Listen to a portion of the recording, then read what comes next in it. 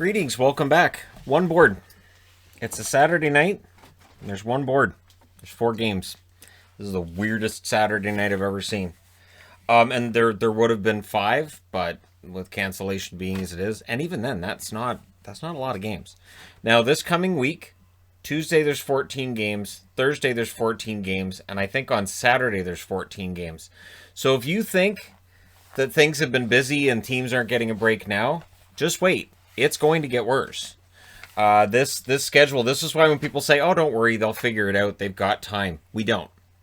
And so for teams that are taking this, well, we'll be okay, wait and see approach, they're likely to be left on the outside looking in when it comes to playoff time.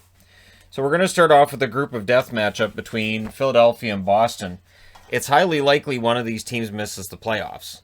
Now, it was October 6th of 2011 was the last time that Boston lost at home in regulation against the Philadelphia Flyers. That was actually the night that Boston raised the banner after winning the 2011 Stanley Cup. So that was noteworthy. Threw it at the top of the board. So early on, Braun defended a chance by Ritchie. What's Nick Ritchie been doing? Like, Nick Ritchie all of a sudden looks like a really good player. I don't know what's going on, but cool. Lots of continuous action early. Few shots early, though. A lot of back and forth, a lot of wide open. Not very many whistles. Not a lot of shots either.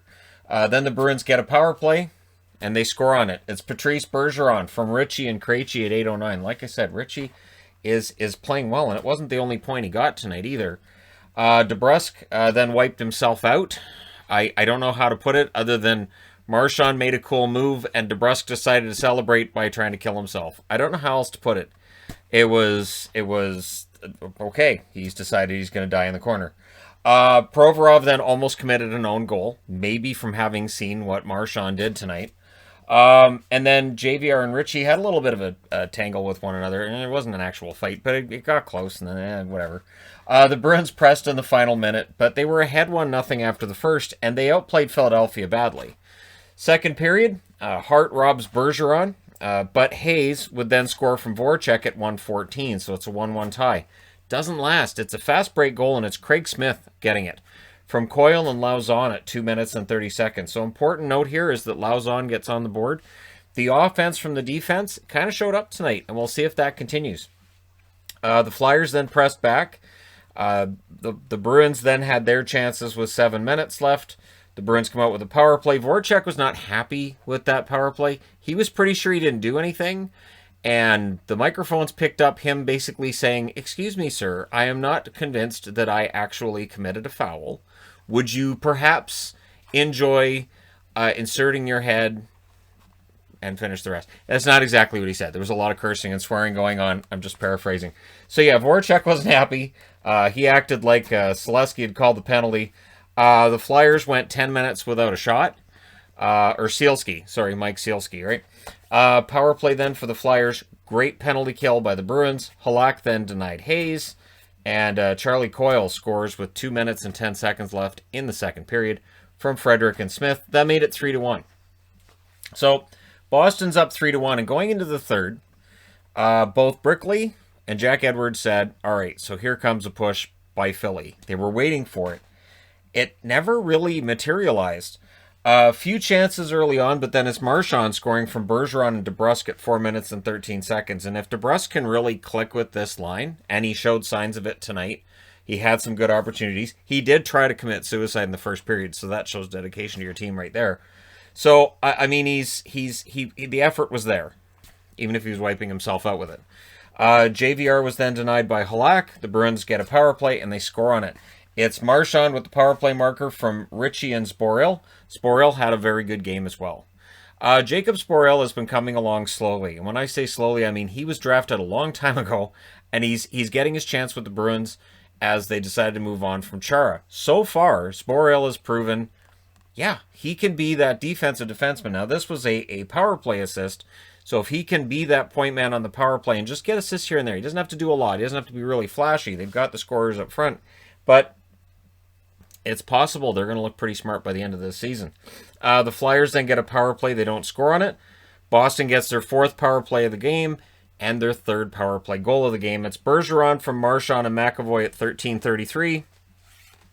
Boston wins this 6-1, and Carter Hart destroys his stick. Carter Hart was not happy. So while the Flyers are 3-2-1, they're still above 500. There's some problems with Philly. Boston's 3-1-1. It looks like their early struggles forgotten. The power play they scored 5-on-5. They got 3 goals with each. They're good. So the rust they've worn, they've got rid of that. They outshot Philadelphia 10-4 in the first. Philadelphia outshot them 8-6 in the second. Third period, Boston outshoots them 10-5. Final shots 26-17 in favor of the Bruins. The Flyers 0-2 on the power play. Boston 3-4. Hart saved 20 out of 26, thus the stick breaking, and Halak saved 16 out of 17. So yeah, we'll see what happens in the next game for the Flyers. I'll be really interested to see what happens with them. Next up, so yeah, the Montreal Canadiens are now up to a 10-0-2 run against the Vancouver Canucks. And they're 4-0-2, and Vancouver's dropped to 2-5. We're not into the realm of, well, it's time to throw our hands in the air and give up. But the kids are struggling in Vancouver. And it's easy to forget that Pettersson's still young, Hughes is still young, they're going to make mistakes. But Quinn Hughes is having a rough season. He is having a rough year. And I do think that there's a lot of pressure on him right now. And while there's Schmidt, Edler was back in the lineup tonight, I don't know that he has enough support. And I think he misses Tanev. I think the honest thing is Quinn Hughes misses Tanev. We can argue about whether or not the Canucks as a team survive without Tanev. I think Hughes misses Chris Tanev on that blue line. Tanev is a defensive defenseman. Hughes is offense. The two together work very well. And I think that's part of the problem. So, fast start. The shots were 1-0 for Montreal 2.5 minutes in. Longest pointless streak of Pettersson's career. 5 games coming into tonight. Edmondson then had a fight with Myers. This was telegraphed before the game. Edmondson basically went to Myers during warm-ups and said, yeah, so we're going to have a fight. And Edmondson won that fight. Not even close.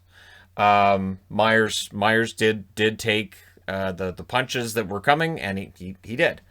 So that was that. Hits were picking up, and the Canucks were leading in the hits because they almost never had the puck. This was the problem. It was, the Canucks are ahead 11-2 in hits, and it's like, well, of course they are, because they don't have the puck. If you get a hit when you have the puck, it's interference. So Holtby stopped Toffoli. The Canucks weren't able to generate any offense. I guess the one positive is Toffoli didn't get a goal tonight.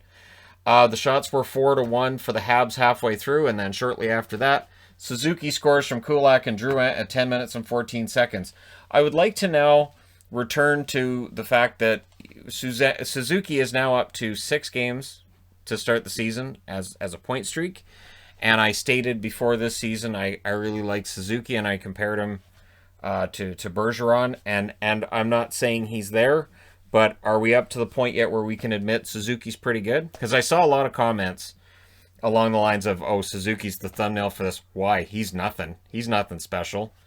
Yeah, he kind of sort of is. Holtby was getting tested. The shots were 8-1. I don't think Holtby had a great game, because I know that's going to be a conversation too in Canuckland as everybody tries to set things on fire. Not literally, not yet. We don't usually do that when the team isn't in the Stanley Cup Finals. You've got to wait till it's a special occasion. So, Besser hits a post, and the Canucks were trying, but I'm not going to put this on Holtby. I'm not, because I'm not convinced that if Markstrom was still the Canucks goalie, this wouldn't still be this bad. The Habs were just the better team. Late, the Canucks get a power play. Pettersson hits the post. No breaks for him. None. Besser takes a penalty. It's a 4-on-4. To start the second period, the Habs get back-to-back power plays. It is hard to generate opportunities when you're behind the 8 ball like that. And I thought the Canucks were lucky it was 1-0 at that stage. I thought they were very fortunate the score wasn't 2 or 3 or 4-0. Then there's a delay of game penalty. The Canucks get a power play. Toffoli ran Holtby. There was no call, and I'm not going to say that it was horrible or egregious, but it probably should have been a penalty. Then there's a post for Ulevy. Ulevy's pinching on the play, trying to get his first point in the National Hockey League. Well, you know what happens. your defenseman pinches like that, and nobody goes back to the point to cover, which is what has to happen in that situation. One of the forwards has to go back and say, okay, you're up here, I'm going back there. I'm looking at Bergeron here, or Suzuki for Montreal, for instance. Nope, so it's a 3-on-1 the other way, and Perry gets his first goal in his first game in Montreal from Sherratt and Toffoli at 11:42. And I'm going to say this, congratulations to Corey Perry. He's been on the taxi squad. He passed through waivers his first game in a Montreal jersey. He puts up a goal. So kudos to him for staying in shape, staying motivated, and scoring in his first game. The Canucks really fighting the puck at that point. Perry then almost got another one. Price really dialed in tonight. So we go to the third period. The Canucks still clearly fighting it. But then Patterson gets a goal from Ben and Besser at 3 minutes and 50 seconds. And then Höglander ties it up from Schmidt and Horvat at 6:08. So if you're a fan watching this, you're going, hey, maybe the Canucks can come back and win this. Maybe they can win 2 out of 3 against. No. Canucks forechecking while it was improving. Eventually Gallagher gets a goal from Tatar at 9:07. And then there's a goal for Drouin from Anderson at 12:44. So if you had a player that needed a goal, they probably got it tonight.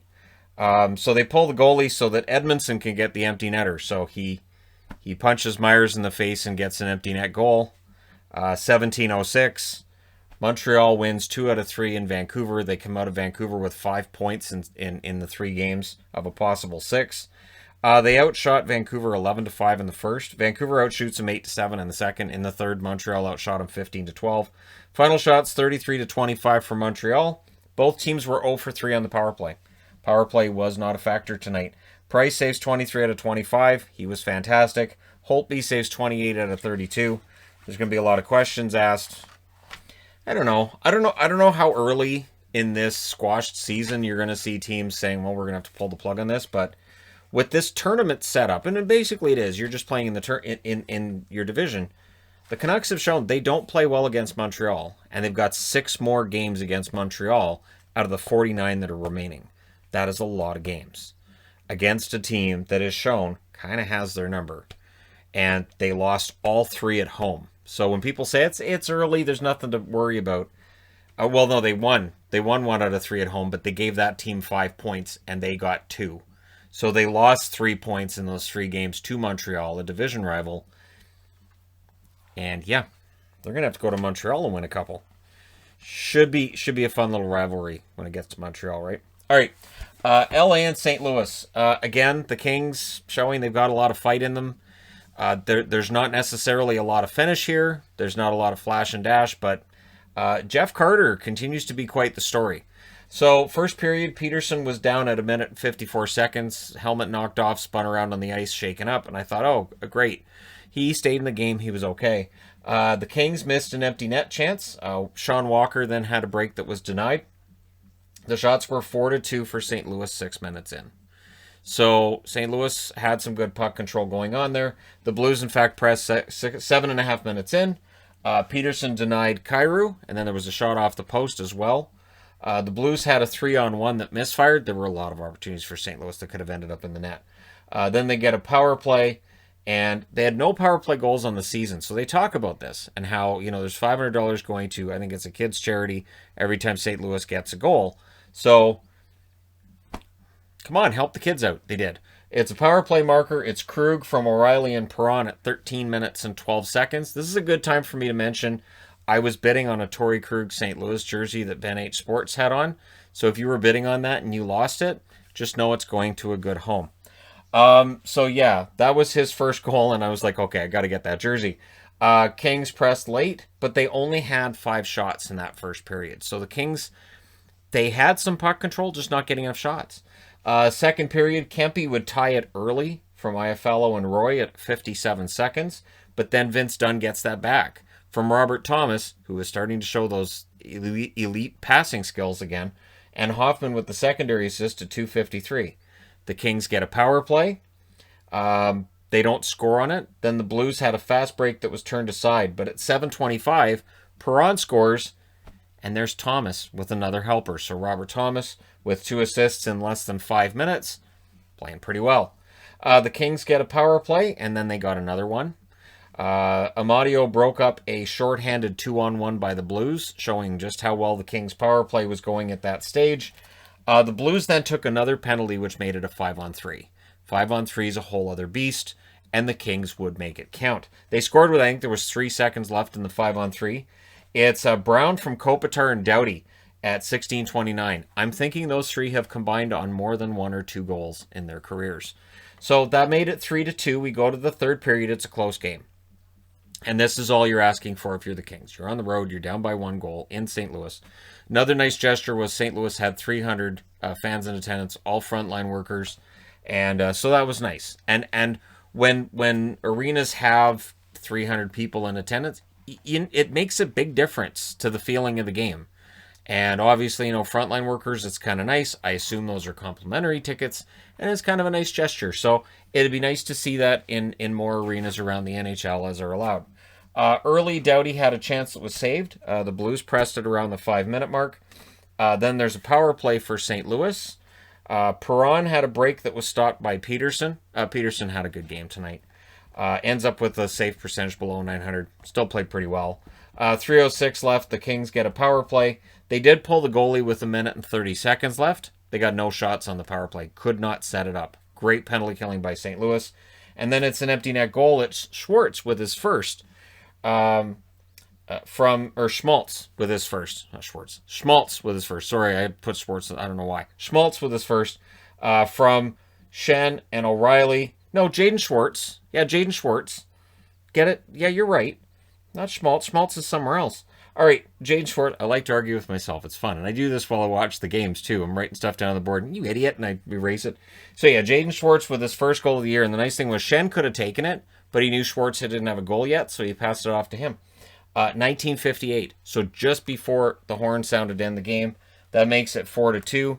St. Louis wins. Jaden Schwartz with the goal. Anyways. Shots, 13-5 for St. Louis in the first. 10-8 LA in the second.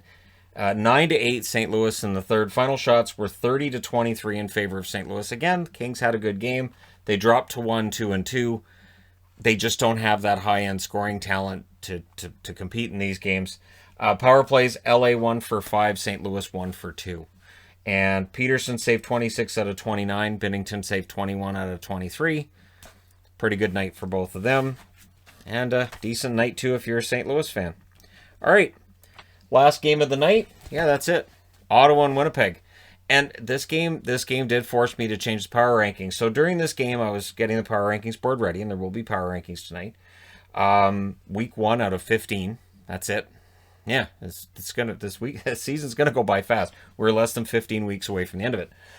So early chance for the Senators in this game, and I really thought the Senators were going to get the win. I did. I got the feeling like, okay, Winnipeg's beat them twice. I don't think Winnipeg's going to beat them a third time.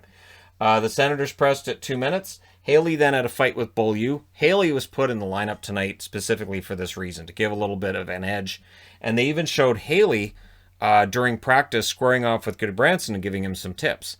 I think that's a good thing, and I don't know how often that happens, that you see a pugilist like Haley out there kind of showing a guy how to not just how to fight, but how to block and how to avoid getting, beat up. I think that's something that I don't know how often that gets taught anymore. I'd be curious to know, actually, because it's important to know. And this isn't just for Goodbranson either. This is good for most players to at least know how to handle themselves if they find themselves in a fight, right? So the shots were 3 apiece at 8 minutes, and then it's a power play marker for the Jets. It's Ehlers from Pionk and Lowry at 14:03. And yeah, the Nick Ehlers, the kid's great. I really think that this Jets team, now that the whole Line A thing is done and Dubois is coming in, this could be a breath of fresh air for the team, just to have that gone, just to have that uncertainty out of the locker room. Power play then for the Sens. 2 minutes left in the period. The Senators were in control. They had a very good road period, but Winnipeg with the 1-0 lead after 1. Second period. First minute, the Sens with a turnover, but it didn't end up in the back of their net. Nick Paul. So before he gets on the board on the score sheet, I had to write Nick Paul's name on the board just because his work tonight's fantastic. Paul has really He busted his tail to get to this point. This is his 6th year in professional hockey. And he's one of those good stories where if you're Ron Francis and you're scouting the NHL right now, this is the kind of guy you want. He's young. He's likely not going to be protected by Ottawa, although with the way he played tonight, he might be. But this is the kind of guy who might put up some goals for you. He's able to play a fast game. He's able to back check. He's able to do a little bit of everything. And then he gets an assist on Dadonov's goal, where Dadonov then crashes into the boards at 4:04. The Jets tried to answer right after that. The Senators get a power play. Hogberg stopped a chance for Scheifele. Scheifele had a very good game. And then Connor would score from Wheeler and Scheifele at 8:18.